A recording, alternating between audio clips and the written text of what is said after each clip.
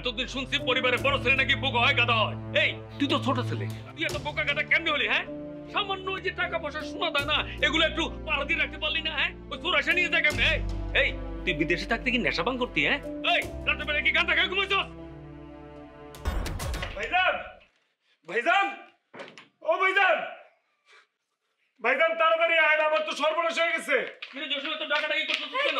সর্বনাশ হয়ে গেছে ভাইজান। হাই হাই কস্কি, কি সর্বনাশ হইছে? ভাইজান আমার তো সব শেষ হয়ে গেছে, আমি একেবারে পথের ফকির হয়ে গেলাম। আহা জসিম, কি সর্বনাশ হয়েছে সেটা খুলে কবি তো।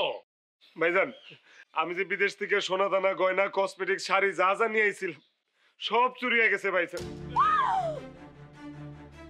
হায় আল্লাহ, এগুলো কি কইতাছো তুমি? এই, তুমি যেসব কথাবার্তা বলতেছো সব কি সত্য? ভাবি বিশেষ হলে ঘরে যান, যায় দেন একটা সুতাও নাই, সব চুরি নিয়ে গেছে। আই ভাবে, নাও তো।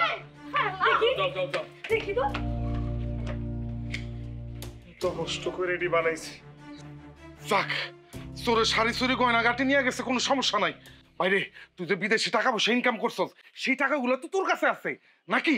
না ভাইজান, টাকা পয়সা কোনো কিছুই আমার কাছে আর নাই। আমি তো কোনো ব্যাংক অ্যাকাউন্ট করি নাই। টাকা পয়সা তো আমি সব তোমাদের অ্যাকাউন্টেই পাঠাইতাম। বিদেশ থেকে যত টাকা নিয়ে এসেছি সব ক্যাশ টাকা। বাড়িতে আইন না টাকাটি সব আলমারিতে রাখছিলাম, টাকা পয়সাটিও চোরে সব লয়ে গেছে। আরে এগুলো কি করছ তুই? তুই কি একটা গাধা না রাম ছাগল? হ্যাঁ, এই যুগে কেউ টাকা পয়সা ঘরের মধ্যে রাখে? তুই বিদেশ থেকে দেশে আসবার পরে সাথে সাথে তুই ব্যাংকে যে অ্যাকাউন্ট খুলে অ্যাকাউন্টে টাকা রাখলি না কেন? আর না ওই টাকা পয়সা তুই আমার কাছে রাখতি, আমি সবগুলা টাকা পয়সা হেফাজতে রাখতাম। এত বছর বিদেশে থেকে কি ঘাস খাইছস? হ্যাঁ, টাকা পয়সা কেমনে সেভ করতে হয়, কেমনে হেফাজতে রাখতে হয়, এইটাও তুই জানোস না? আমি আর কি কম? এতদিন শুনছি পরিবারের বড় ছেলে নাকি বোকা হয়, গাধা হয়। এই তুই তো ছোট ছেলে, তুই এত বোকা গাধা কেমনে হলি? হ্যাঁ, সামান্য ওই যে টাকা পয়সা সোনা দানা এগুলো একটু পাড়া দিয়ে রাখতে পারলি না? হ্যাঁ, ওই তোর আসা নিয়ে যায় কেমনে? এই তুই বিদেশে থাকতে কি নেশা ভাঙ করতি? হ্যাঁ, এই রাতে বেলা কি গাঁজা খেয়ে ঘুমাইছস? ভাইজান আমার সারা জীবনের কষ্টার্জিত সম্পদ ক্যালকারাতে চুরি হয়ে গেছে। ওই আপনারা দুজন আমার সান্ত্বনা দিবেন, আপনারা আমার লোকে এমনি কথা কইতেছে। এমনি কইব না তো কেমনে কইব তোর লগে কথা? হ্যাঁ, তোর ভাই ঠিক কথা কইছে, ওর সব চুরি হয়ে গেছে, এখন রাস্তার একটা ফকির। এই, তোমার ভাই যা যা বলতেছে সব সত্য।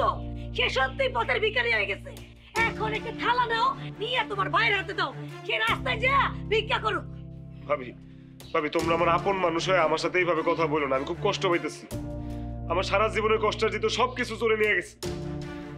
ভাইজান ভাইজান লন একটা কাম করি, আমরা থানায় যাই, থানায় যাই একটা মামলা করি, নাইলে ভাইজান এক কাজ করি, চেয়ারম্যানের কাছে যাই, চেয়ারম্যানের আরে না, আমার সমস্ত ফালতু কথার কোনো সময় নাই। তোর জিনিস চুরি গেছে, যা করার তুই কর। এই, এনে খাড়ায় খাড়ায় তামসা দেখতেছো? চলো ঘরে চলো। ভাইজান হ্যালো, ভাইজান আপনারা চলেন আমরা দুইজন মিলে চোরটারে খুঁজে বাইর করার চেষ্টা করি, জিনিসপত্রগুলো খুঁজছি। আরে আমি পারুম না এসব ফাম কাম করতে। এই, তোমরা খাড়ায় খাড়ায় কি গেছো? নাটক দেখতেছো? চলো ঘরে চলো। ভাবি